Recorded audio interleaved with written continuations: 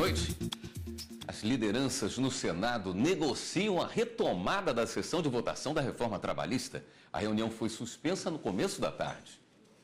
A iluminação e os microfones foram cortados. O plenário ficou às escuras. O presidente do Senado, Eunício Oliveira, determinou o encerramento da sessão depois que a mesa foi ocupada por senadores contrários a alguns pontos da reforma trabalhista. A reforma modifica a consolidação das leis trabalhistas, a CLT, que é de 1943.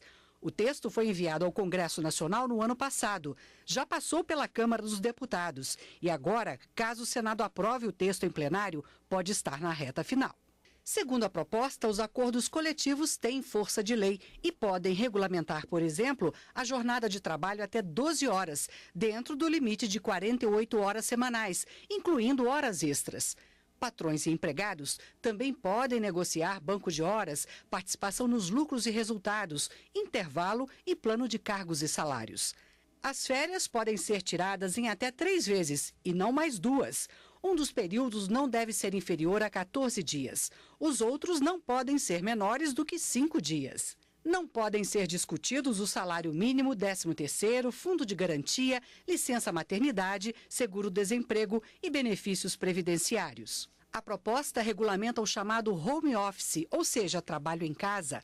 Hoje isso não está previsto na CLT. A contratação de autônomo não é considerada vínculo empregatício, ainda que haja exclusividade e continuidade. O texto permite que gestantes e lactantes trabalhem em local insalubre, desde que haja autorização de um médico. A multa para o empregador que mantiver empregado não registrado passa de um salário mínimo regional para R$ 3.000. O pagamento da contribuição sindical deixa de ser obrigatório. Se for aprovada no Senado sem modificação, a proposta de reforma trabalhista vai para a sanção do presidente da República. Agora, se houver mudança, o texto terá que voltar para a Câmara dos Deputados. E depois de quase 4 horas com as luzes apagadas no plenário do Senado, elas foram reacesas por volta de 4h30 da tarde.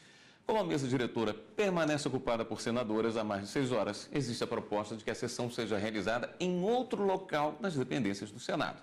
As senadoras querem obstruir a votação do projeto de lei que modifica artigos da CLT. E uma última informação: o presidente do Senado, Eunício Oliveira, já está ocupando cadeira da mesa diretora do Senado após ter sido impedido por um grupo de senadoras durante toda a tarde. Elas queriam obstruir votação de reforma trabalhista. As discussões foram iniciadas há poucos instantes, depois de terem sido interrompidas por quase 7 horas. Neste momento, senadores apresentam considerações sobre o assunto em plenário.